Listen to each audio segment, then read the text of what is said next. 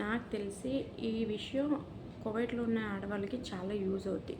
మీరు చూడండి. ఇది నిజమనిపిస్తే షేర్ చేయండి. సబ్స్క్రైబ్ అండ్ లైక్ చేయడం మాత్రం మర్చిపోకండి. విషయం ఏంటంటే, ఇప్పుడు ఒక ఇంట్లో మేము ఉన్నాం కదా, ఆడవాళ్ళు పనిచేసే దగ్గర. మనం ఆడవాళ్ళే కదా ఉన్నారని చెప్పి చాలా ఫ్రీ ఉంటాం. ఏంటంటే బట్టలు మార్చుకునే విషయంలో, ఇంకా పర్సనల్స్ అన్నీ ఆడవాళ్ళే కదా అని చేసుకుంటాం. ఎలా అంటే మనమే కదా అని చెప్పి అనుకుంటాం. అలా ఎప్పుడు అనుకోకండి, అది చాలా తప్పు. ఎందుకంటే నేను ఒకటి చూశాను అండ్ నా ఫ్రెండ్స్ అందరూ చెప్పిన దాన్ని బట్టి నేను చెప్తున్నాను. ఇది అబద్ధం అని మాత్రం అనుకోకండి. ఏంటంటే ఇప్పుడు మనం అమ్మాయే కదా ఉందని చెప్పి మనం బట్టలు మార్చుకుంటాం, సరేనా? ఈ వీళ్ళు ఎవరైతే ఉన్నారో మనతో పాటు వెనకాతలో ఉన్నవాళ్ళు ఫొటోస్ ఇలా ఫోన్ చూస్తున్నారు అనుకుంటాం మనం, కానీ వాళ్ళు అది మనకి ఫొటోస్ తీస్తారు.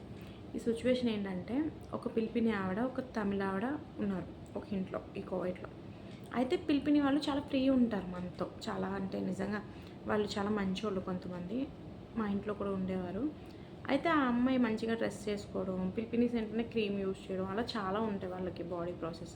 అలా జరుగుతుంటే ఈవిడ అలా వీడియోస్ తీసేదంట ఈ అమ్మాయికి. ఈ అమ్మాయికి ఈ విషయం తెలియదు, ఆవిడ వీడియోస్ తీస్తుందని తెలియక ఈవిడ నార్మల్గా పని చేసుకుంటూ అవన్నీ చేసుకుంటూ చూస్తుంటప్పటికి ఈ అమ్మాయి వీడియోస్ అనేది ఈవిడ ఫోన్లో చూసింది ఒకసారి. నా వీడియోస్ నీ ఫోన్లో ఎందుకు ఉన్నాయంటే, ఆవిడ వాళ్ళ ఫ్యామిలీలో ఉంటారు కదా ఫ్రెండ్స్ అని, అలా అందరికీ చాలా వరకు పంపించేసింది ఆ వీడియోస్. పంపించడం వల్ల ఈ అమ్మాయి మేడంకి వెళ్ళి చెప్పింది.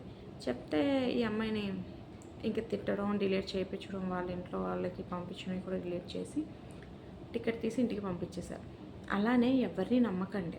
ఇక్కడ ఈ మధ్యన ఒకటి కోవిడ్లో కూడా ఇలాంటిది ఒకటి వచ్చింది, ఒక ఇష్యూ నేను కూడా విన్నది. ఏంటంటే అమ్మాయి ఉండేవారంట 2 ఇయర్స్ నుంచి ఒకే రూమ్లో ఉన్న అమ్మాయికి సంథింగ్ ఇంకో అమ్మాయి ఫోన్లోకి ఈవిడ ఫొటోస్ ఎలా వెళ్ళి తెలియదు, ఈవిడే పంపించిందో లేదో కూడా మనకు తెలీదు.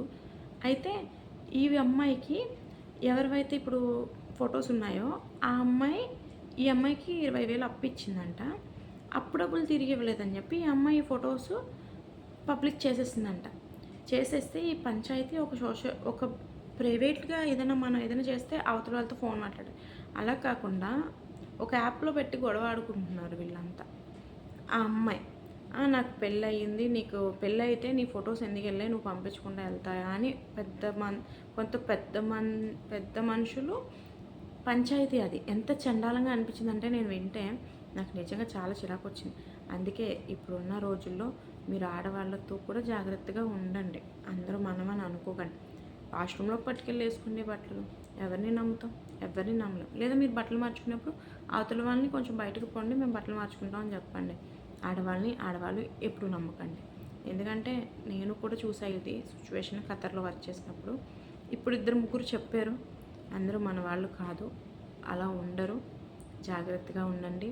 మనం వర్క్ చేసుకోవడానికి వచ్చాం. ఇక్కడ ఆల్రెడీ కోవిడ్లో పనిచేస్తున్నామంటే కొన్ని ఎలిగేషన్స్ వేసేస్తారు మన మీద నార్మల్గానే.